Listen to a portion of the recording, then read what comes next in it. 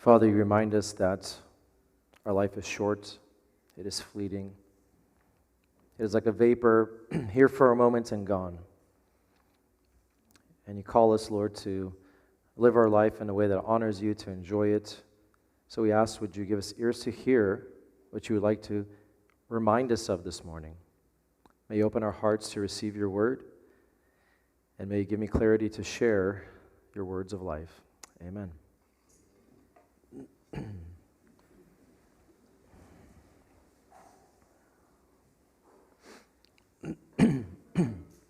Many of us have a relationship with GPA.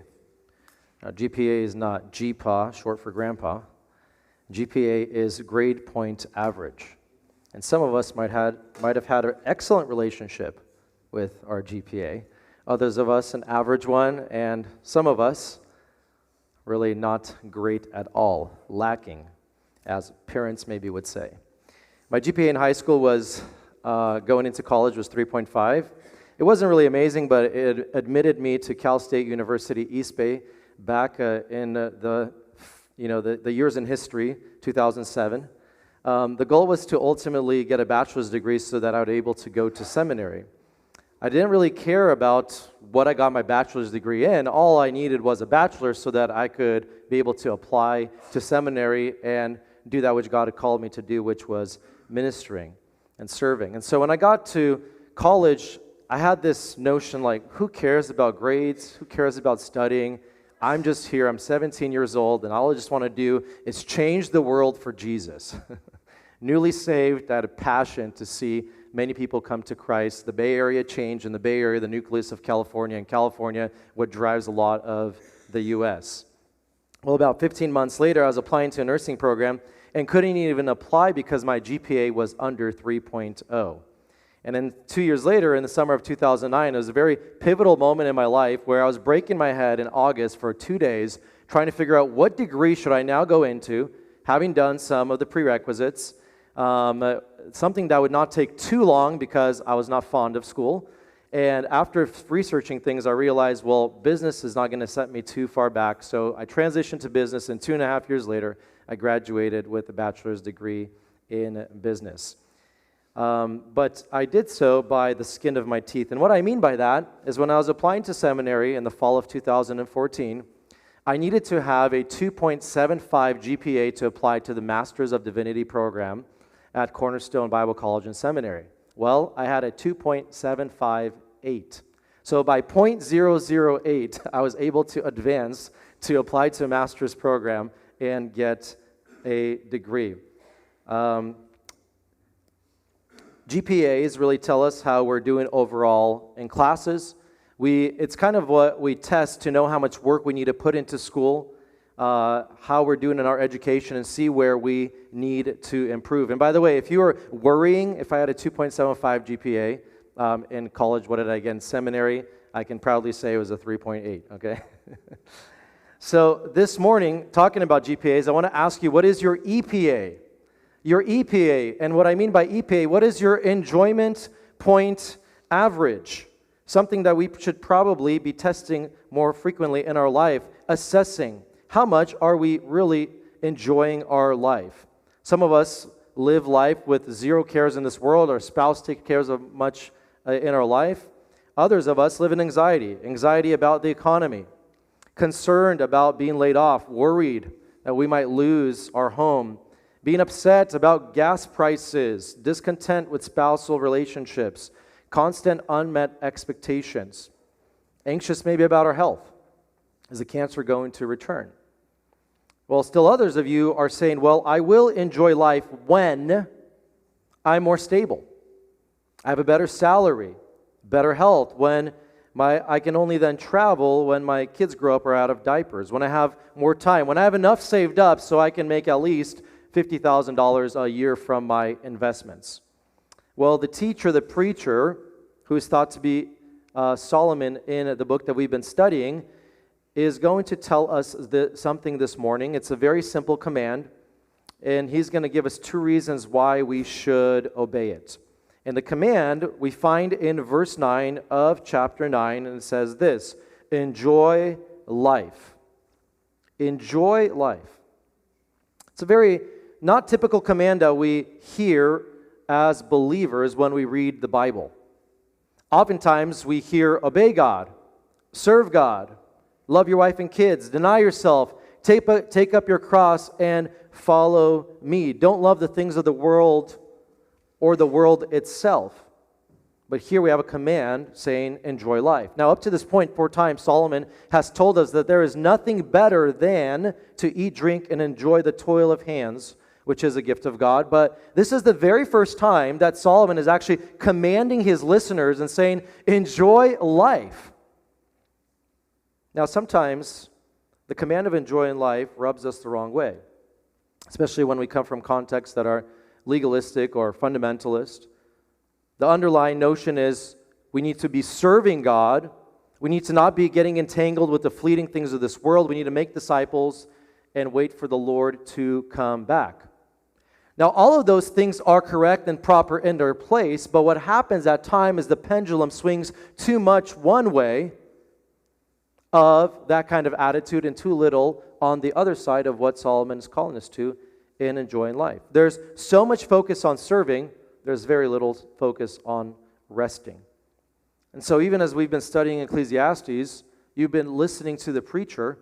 You might have even remembered some of the very first sermons where Pastor Rod said, just take a rest. Don't worry. Be happy.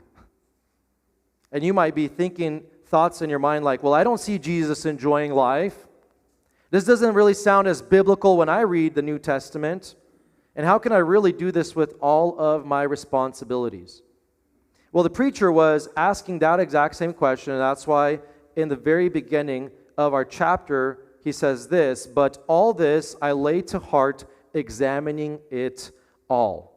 He examines it all, and he comes to a conclusion. I believe that when we come to the end of our time this morning, you will see the wisdom in what has been said, and you will see the argument that is unfolded. And so this morning, I want to call you to this one idea: enjoy life. And more specifically, enjoy your life now, for death is certain and life is unpredictable. Enjoy your life now because death is certain and because life is unpredictable. That's the crux of our passage. That is the main idea. That is what Solomon is desiring in his wisdom to share with his listeners. Because there are faulty mindsets that we might adopt that he is going to help us to reconsider. And so the first one is enjoy your life now because death is certain. Those are the very first 6 verses that we see in our passage. Solomon continues his examination. He is driven. He is the one in the category where by wisdom he tries to figure out the unknowable. He, in verse 17 of chapter 8, said, I saw the works of God, that no one can find out what is happening under the sun. And in this section, he continues his reflections on God's unknowable ways. And so what does he observe? What Solomon observes is death.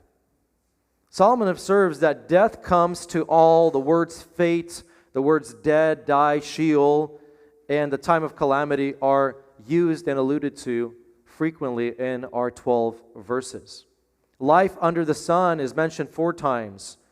Not knowing or no knowledge is repeated 4 times. And so the first thing he says, you enjoy your life now because death is certain. Death is certain. He observes that life and death are in the hand of God. We see it here in verse 1. He says, examining it all, and what does he see? How the righteous and the wise and their deeds are in the hand of God.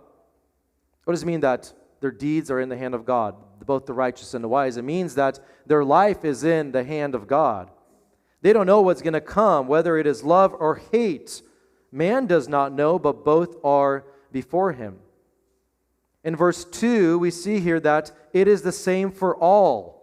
In the beginning of verse 2, and if you were going to look with me at verse 3, it also says the same thing. There's an evil in all that is done under the sun, that the same event happens to all. And what is that event? The event is that everybody dies. Death is certain. It's not an accident. It is an appointment. We know that's what Hebrews says. It is appointed for man to die once, and after that, the judgment. And so their deeds are in the hand of God. Life and death are in the hand of God. So death is certain is the first thing that Solomon observes. But he also then continues to say that death does not discriminate. As we're looking at verse 2, you see these parallel statements.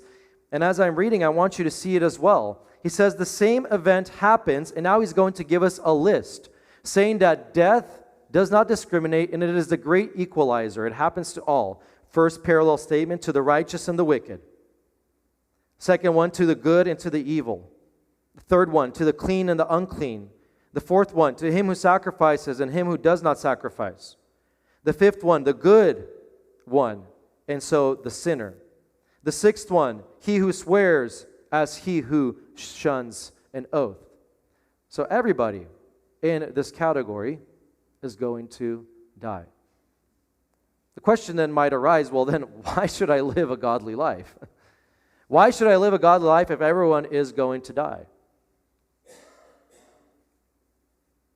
If those who obey the law or disobey, bring sacrifices or neglect them, break promises or keep them, we share a common destiny on earth, and that is death and the grave, but we do not share a common destiny in eternity. This is why we care about how we live, why we seek to be clean and righteous and do good and sacrifice, is because there is an eternity. So what is Solomon really trying to say in these verses? He's saying this is how people deal with the reality of death reveals itself in the ways that they deal with the realities of life. And he's speaking about an unbeliever who is seeking to deal with death and doesn't know how to deal with it, and that is reflected on the way that they live their life. And so we see here in verse 3, there's an evil that is done under the sun. The same event happens to all. Also the hearts of the children of man are full of evil, and madness is in their hearts while they live. And so there's two possible responses for people who are living in an ever-present fear of death. The first one is they try to escape death. The heart of the children of man are full of evil and madness. What is Solomon saying by this? When we think of they're full of evil, we're thinking, well, they're full of sin. But if we look at what Solomon is teaching throughout this book, I think there's a second option that might fit better with what he's trying to say. What he's trying to say is that people who do not know God and do not know where they're going in eternity, they are living their lives troubled about the terrible things that happen in life. Another way to say it is this: people have to face the sad and the crazy things that happen throughout their lives. And so their hearts are full of sadness and their minds are full of distress. In the 21st century, we would say this: a terrible thing happens in this verse. This is a paraphrase of verse 3. Every living being shares the same fate, which is death. And what's more, people worry all their lives about this sad and distressing situation, and then they too die. And that's Solomon's observation. He is observing that they try to escape this death by doing various different things. Some people get drunk. Some people drive recklessly, spend large amounts of money on credit cards and useless things, plunge into senseless pleasures, all to escape death. They distract themselves while on earth. They distract themselves in the battle, but ultimately they lose the war. And it says here, and at the end of verse 3, and after that, they go to the dead. When confronted by the fact of death, not everybody dives into this escape hatch head first and shouts, "Let's eat and drink and be merry, for tomorrow we die." There's another way that people try to get through life, and that's found in verses 4 through 6. They simply try to endure. So some try to escape this life, others seek to endure through this life. There's a motto: where there is life, there is hope. Many people grit their teeth and endure. This motto of where there's life, there is hope comes from a conversation between two farmers who are featured in a poem by the Greek poet Theocritus. And so here one says to the other, "Console yourself, dear Batos," says Corydon. "Things may be better tomorrow. While there's life, there's hope. Only the dead have none. That's exactly what Solomon is saying here in verse 4 in Ecclesiastes. He who is joined with all the living has hope. If you have life, there is hope. And then he brings this parallel statement and says, for a living dog is better than a dead lion. Dogs were looked down upon in that society. A lion was a figure of royalty and nobility, but Solomon is saying it's better to be a living dog than to be a dead lion. But the explanation is a little bit ironic because in verse 5, the living can be confident about their future. If you continue reading with me, look what it says. For the living know that they will die, but the dead know nothing. So, hold on, you have this hope while you're living, but your hope is really not hope. It's ironic because ultimately the living people themselves know that there's a death that is coming. But the dead know nothing, they have no reward, for the memory of them is forgotten. Sure, the living know something, they will die. As for the dead, they know nothing. Nobody remembers anything that they've done. And in verse 6 is just a summary statement speaking about those who have passed. Those who have died. Indeed, people have forgotten all about those who died. How they loved them, how they hated them, how they envied them. All of this has passed away. And they no more share in all that is under the sun. So the first thing that the preacher would want his congregants to hear is enjoy life because death is certain. Death does not discriminate. Death is certain, and it happens to all. And there's a couple ways that people respond about this, or respond to this reality. And I want to ask you, what is your reaction towards death? Are you at peace, or are you fearful? Or do some of you this morning simply seek to endure through life, waiting for that day? What's beautiful, though, as believers, we know that we have hope in Christ, for He has conquered death. He is the one who has changed our life. There's no more fear in death because Christ has conquered sin, and the result of sin was death, but He has dealt with sin in our life. And so enjoy life, for death is certain. The second thing is enjoy life because enjoyment is commanded. This morning as I was reading through the sermon, I asked my wife, would you ever believe that I'd be preaching a sermon on enjoying life? It's like, man, what this is an interesting sermon. It's always like calling people to do something for Jesus. And this morning, the sermon is enjoy life. What a wonderful thing. And she actually said, probably, I could see you do that. You enjoy your vacations, you enjoy your nice things. All right, the truth is coming out now. But enjoy because enjoyment is commanded. In verses 7 through 10, enjoyment is commanded. If you look at the very first word of verse 7, it says go. That's a command. Solomon is saying go. He's saying go ahead then. This is what I want you to do now because death is certain. Go ahead then.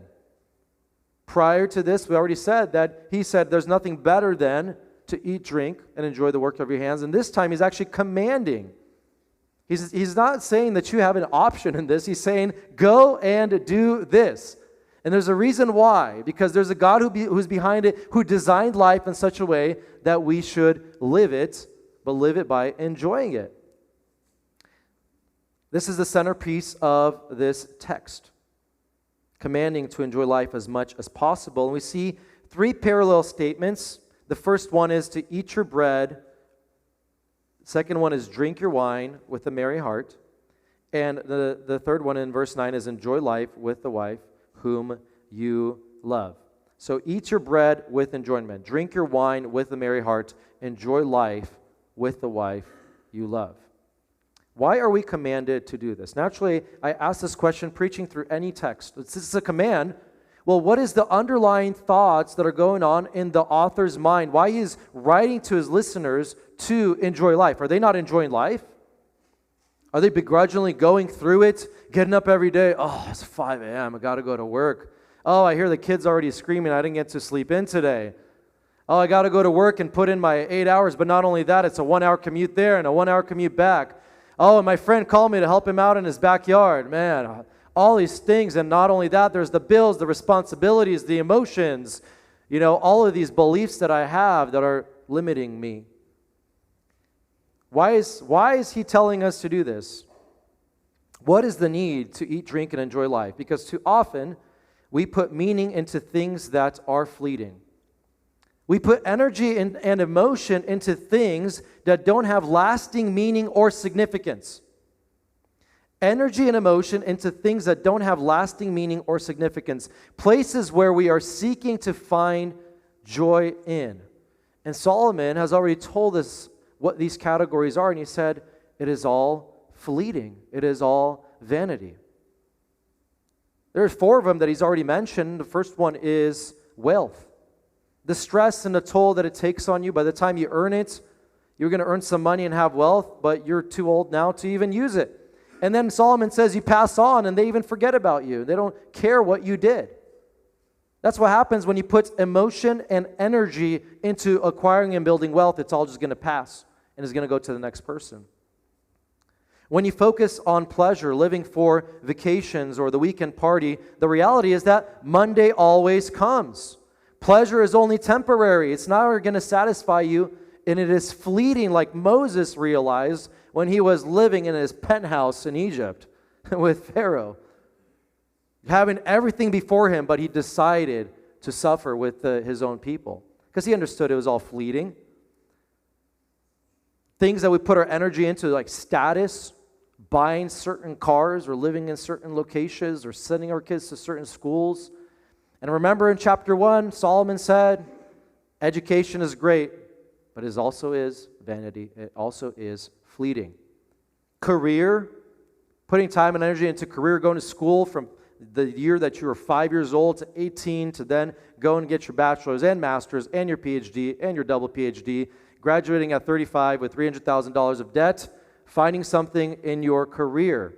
So he already went through all of this, and he said that it is hevel, or vanity. It can't guarantee a good life, and it's because even if you were to attain career, wealth, status, or pleasure, good people die tragically, and evil people live long. Wisdom is this enigma, which means that it's something that is mysterious or puzzling or difficult to understand. And so we have to accept hevel. We have to accept that things are fleeting, that they are vanity, that they're outside of our control. And then and only then we can fully experience the life that God has created us to experience. That is what Solomon is saying. Even our expectations are also vanity. Naturally, then the question comes, well, should I just live as a hedonist, just loving pleasure? Should I just jet set and start searching for exotic places, pleasures in faraway places? Instead of saying that, what Solomon mentions to us is he says, enjoy the very common things of life. And there are 4 common things of life that he's saying to enjoy that are going to give you enjoyment in life, more than career, wealth, status, and pleasure. And the very first one is found in verse 7. He says, enjoy your meals. Go eat your bread with joy and drink your wine with a merry heart. We all eat meals 3 times a day. Eating meals is probably one of the most joyous things you could do with great friends around the table, if you've experienced that. Great company. He said, enjoy these meals. Now, bread, the idea of bread is food, and the idea of wine it really was just the standard drink for the Israelites. It was a fermented grape juice, and it was a basic drink that was used at feasts. Eating and drinking are necessary things to stay alive, and the preacher is calling us to an attitude that affirms life, that lives in the present moment, that enjoys food and drink, that enjoys all the provisions that God gives us, whether that provision are simply Costco hot dogs or that provision is a nice filet mignon at a restaurant overlooking the ocean. He is encouraging his readers to accept all that God provides, right down to the basic necessity of eating and drinking, which we do 3 times a day. And he says to enjoy these gifts with a merry heart. Wine can add cheer and joy to life. And he explains it with a very interesting phrase that you might be asking, well, what does it mean? He says, for God has already approved what you do, the second half of verse 7. God has approved what you do. So this does mean that God is just approving everything that I am doing? I think a better translation would be, it is all right with God. And more so, it is all right with God because this is what God has intended for us. This is why God has created us. God expects us to enjoy life and its good things because they are what He gives to us. I think of 1 Timothy chapter 4, where Paul is telling Timothy, there's people who are telling you to neglect certain foods, to not do certain things because it is very religious. But then Paul says, no, God created all those things for you to enjoy. They are gifts that are given to you. I just thought of things that God gives us as gifts to enjoy, enjoying friendships, a good time, spending together with friends, enjoying family, enjoying a sunny day. Question is, how many of you enjoyed yesterday? We woke up and it was gloomy and all I wanted to do is just stay in my bed at 6 in the morning. When the sun is out, it is so wonderful enjoying that sunny day, enjoying living a great week. And as you learn to live a great week, and you have your whole life to learn how to live a great week, working 6 days and then resting on the 7th, you will learn to live a great life. And so enjoy your meals is the first thing the preacher says. The second thing is enjoy family celebrations. In verse 8, he says, let your garments be always white. Let not oil be lacking on your head. So spring is coming, and after Memorial Day until Labor Day is the designated time in fashion when you can wear white pants. Okay? So is this what Solomon is saying? Let your garments always be white. Are you supposed to be walking around with white garments all the time? Are we supposed to have a bottle of oil in our back pocket so it's on top of our heads as we're living life? What is he really saying? This idea of let your garments be white represents joy. White is part of celebration. So he's saying enjoy family celebrations or enjoy every occasion. These are festive clothes that you would wear during the time of a feast. It's like dressing up to a wedding. It's dressing up to a celebration, like we saw some people get together by our property, 40th birthday party.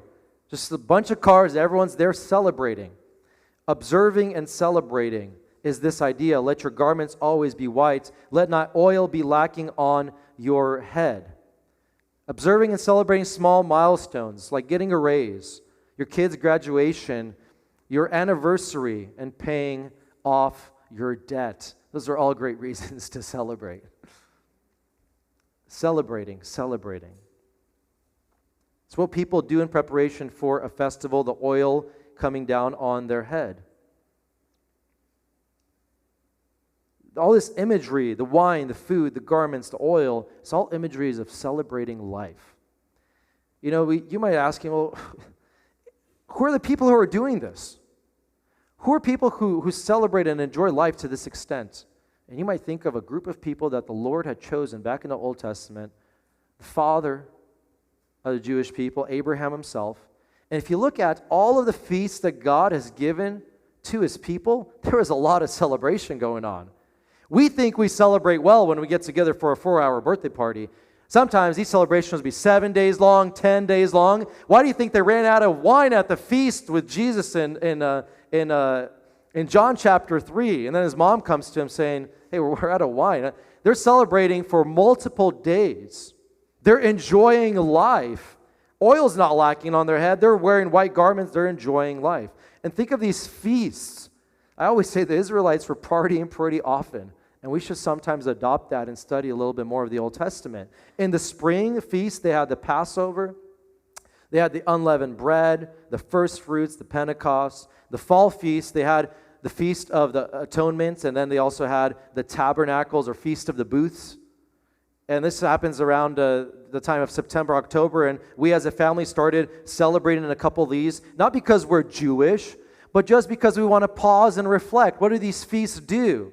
Right, just like the Feast of the Atonement today, what are we doing? This is a celebration. We're going to remember Christ's body and His blood for us. We're going to celebrate His victory over sin and death. And so with our kids, we try to do it. We did it about a couple of years in a row. Some years we forget. But we're supposed to set up a tent in our backyard, to celebrate the Feast of the Booths or Tabernacles. What was that? It was a time when Israel was in the wilderness and they lived in tents, and God was moving them around, and they depended on God. And when the cloud picked up and the fire moved, they would follow it. And so it was this idea that God is guiding you to a promised land, and He's having provisions in your life. So we built a little thing in our backyard, and we would have meals there every dinner for 1 week, from Monday to Sunday. And with our children, we'd remind them, this earthly life is temporary, it's passing, and we're waiting for the time that Christ comes and He takes us. A physical thing that we're doing reminding of us of a spiritual reality. We are celebrating and we're teaching our kids those things. So this is the idea of enjoying family celebrations, enjoying every occasion. The third thing is enjoying marriage. In verse 9, enjoy life with the wife whom you love. There's a couple things that are pretty clear here, right? You have a wife, number one. Number two, you love your wife. But it's very interesting. Look how he explains to enjoy this life. He says, all the days of your vain life, all the days of your fleeting life, all the days where your life is just like a breath. And so, why do we do this? Because the verse continues, that is your portion in life. That is what God has allotted for you to do, and in your toil at which you toil under the sun. So this is your portion. This is God's lot for you to enjoy time with your wife, to go on date nights, to play card games, to get away for the night without the kids, to revisit memories from the past, to organize times of celebration during anniversaries, to get the card game 88 questions for husbands and wives, because usually around year 4 or 5, you run out of questions to ask, except how's the day? Well, the kids were like this, and how's your day? Well, work was like that. 88 questions for husbands and wives, small plug. You can find it on Amazon. It's only $8. Okay, so it helps for you to enjoy life together. Enjoy, that's what Solomon is saying, life with the wife whom you love. Do things that are different. Then he says, lastly, enjoy your work. In verse 10, enjoy your work. Whatever your hand finds to do, do it with all your might. So you want to build a garden in your yard? Go and do it. You want to earn a pilot's license? Do it. You want to be better at tennis? Do it. You want to take up mountain biking? Go to men's retreat and learn it, and then do it. Study for a PhD? Go and do it. You want to build a brand in a business? Go and do it. You want to do woodworking in your garage and build great things for the wife whom you love? Go and do it. You want to write a cookbook? Go and do it. Do it. Whatever your hands find to do, do it with all your might. It's commanded. Go and enjoy life. Why? Look at the second half of verse 10. For there is no work, there is or thought, or knowledge, or wisdom in Sheol. Sheol meaning death, to which you are going. So, how are you enjoying life?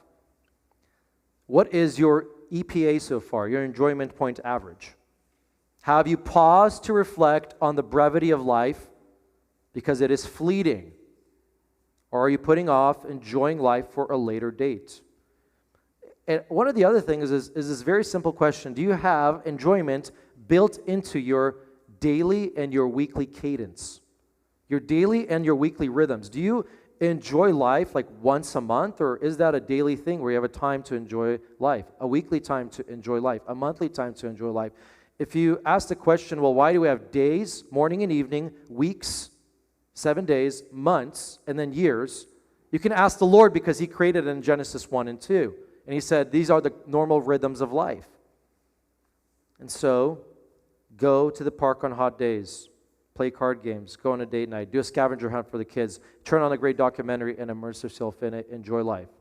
So, enjoy your life now, because death is certain, because, secondly, enjoyment is commanded, and now lastly, because life is unpredictable. Life is unpredictable, and that's what we see in verses 11 to 12. We have been studying through this book, seeing this idea of vanity, and in verse 2 of chapter 1, vanity of vanities, says the preacher. Vanity of vanities. All is vanity. And so then what is the conclusion of the believer? Well, we might as well just wait till the Lord comes back, because everything is useless, everything is worthless, everything is pointless and meaningless. And so, is that really what the meaning of vanity is. If everything is vanity, then why even pursue work, relationships, life if it's all just worthless and meaningless? There's a better way to understand this very key word or idea or theme in the book of Ecclesiastes, and I really want you to hear this. The idea of vanity is not that life is worthless or life is meaningless. The idea of vanity is this: life is fleeting. Life is like a vapor. You see James and Peter allude to Ecclesiastes. It's like a vapor that rises for a moment and then is gone. Solomon also says life is like chasing after the wind. What's that idea, imagery there? Wind goes, you can't catch it, it's gone. A gust shows up, it's gone in the moment. And so that's the way we can enjoy that. The idea that life is really unpredictable, it's fleeting, it's perplexing, it's mysterious, it is puzzling. When everything seems to be going great in life, then all of a sudden, calamity, terror strike. Things are beautiful, then tragedy strikes. Good people experience injustice. And so the preacher once again reminds us, similarly to verses 1 through 6, kind of on the tail end of this section, after he's saying enjoy life, he's going to give it like a last punchline and saying, enjoy it, because life, I want to remind you, life is uncertain and it is fleeting and it is passing, and you don't know what tomorrow is going to bring. And so don't wait for tomorrow. Don't wait for 5 years from today. We might know that death is certain and we are really good about that, but I think that we have more of a problem with this idea that life is unpredictable.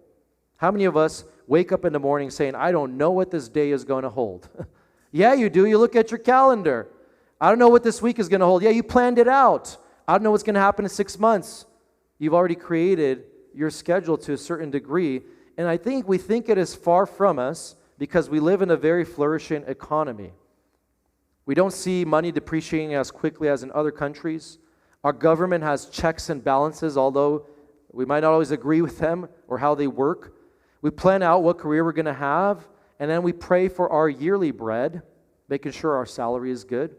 We plan out how many kids we're going to have, at what interval, or how many kids we're not going to have. What investments we're making, expecting a certain return, our calendars for travel. We hop into our cars this morning and drive on safe highways, expecting to reach our destination. We put money on a 401k for our retirement. We have various safeguards in place that if one thing happens, we can forego disaster. And so I don't believe we are living life cognizant of the fact that life is unpredictable. Everything around us is screaming security. In general, we think that unpredictability is far from us, that we are untouchable, that is for developing countries, people who don't have as good a career as I do, for people who are not as intelligent. But look at what the preacher once again says in verse 11.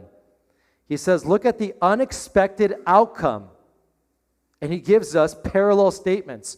He says, you would think, I saw under the sun, number one, the race is not to the swift. You would think the swift person, the fast person, would win the race. He's saying, no. The battle is to the strong. You think the strong would win the battle? No. That bread is to the wise. The wise would get the bread, or the intelligent would get the riches. Or number 5, that those with knowledge would have favor. But, look at verse 11, time and chance happen to them all. Appropriate time, a general time, not yet speaking of the time of death, but a general time that happens, and then the actual results. The results are not that the intelligent get the riches and the wise get the bread. The results are contrary to what you would expect because life is unexpected. Despite the fact that wisdom teachers do claim that a wise person will get rewards, but the preacher is convincingly saying that life's not unpredictable. Ultimately, pointing to the fact that you cannot control the things of life. And you need to adopt this posture toward God, that He controls all things, and your life is in His hands. And so, remembering that, remember to eat, drink, and enjoy life. Our life is like a vapor. And then in verse 12, he narrows this idea of time specifically to the time of death. In verse 12, he begins with this phrase, for man does not know his time.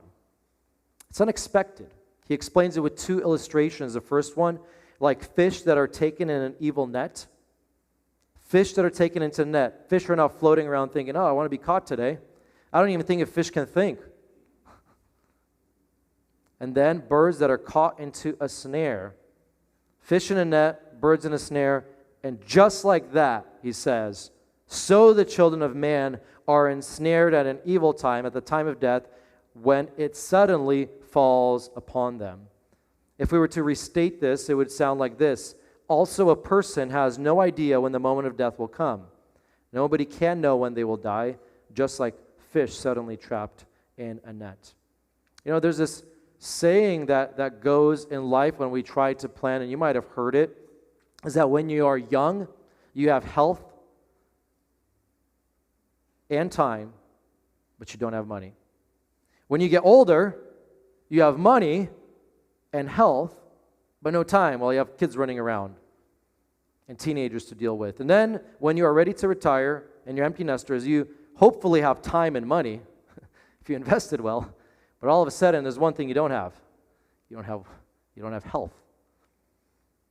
Life is unexpected. Death is certain. You can't plan everything out. So, therefore, conclusively, enjoy life now, because you're not going to know what tomorrow brings. We think as people we are insurmountable, that we're immortal, that nothing's ever going to get into our way.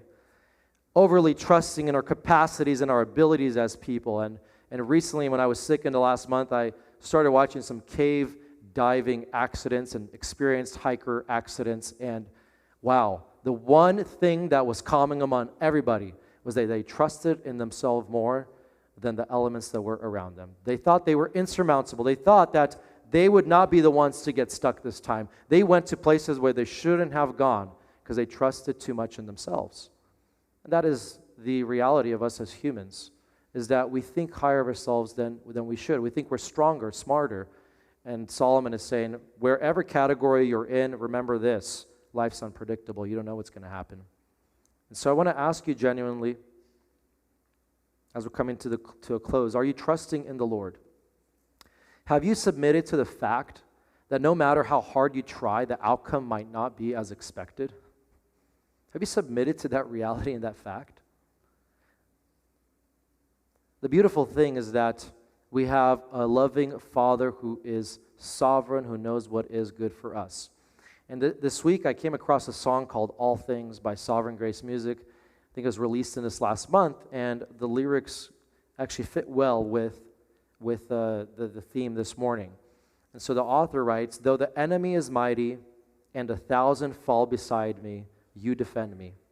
When the wilderness seems endless and I feel the weight of darkness, you are with me, you are with me. Till the day you come in power or I reach my final hour, you will keep me. You're the author of my story. You are faithful, you are for me. I will praise you, I will praise you. And the chorus is, I know you are working all things for your glory and my good.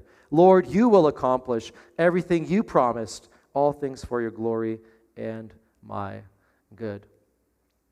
So we've been urged by the preacher, enjoy life, because death is certain, enjoyment is commanded, and life is unexpected. At the same time, we know the whole of Scripture, and we're reminded that although it seems like it is gloomy in verses 1 through 6 and verses 11 and 12, we as believers have this hope that we don't need to escape death. We don't need to simply endure through this life. We know God who knows the unknowable, the uncertain and unpredictable. We can trust Him. We have a true and a living hope, not a dead hope, because our Savior has conquered death. Remember in 1 Corinthians it says, death is swallowed up in victory. O death, where is your victory? O death, where is your sting? And so this last enemy has been defeated. And as believers, we don't fear death. And we actually don't even fear the uncertain, because we have a God who can get us through it all. And so in light of all that Christ has done, He has conquered the greatest enemy. What is your enjoyment point average? Are you living life today to the fullest, knowing the Savior is by your side? And so if He has dealt with your greatest need of sin and put that away on the cross, How will He not care for you in the time of your worries and anxieties, in the time of the unexpected? And are you enjoying God's gifts in the vanity or the brevity of this life, this fleeting life? Are you enjoying it and saying, Lord, thank you for them. I will trust you. I thank you that you're my provider. And I will praise you that you have been good to me. Father, thank you for our time this morning in your word. You continually remind us that we are but dust, that we are frail, that we don't know tomorrow. But at the same time, you remind us how glorious you are. And that's why we have great confidence, we have great faith in your word. When you call us to live a certain way, we can follow that, knowing that all things work for our good. Knowing, Lord, that you are generous throughout it all, and also in your great wisdom, all that you've created is perfect. Although we might not see everything of how it unfolds, we might not understand how all the puzzle pieces fit together, yet we know you and we can trust you. At the same time, we are asking, would you help us to assess our own life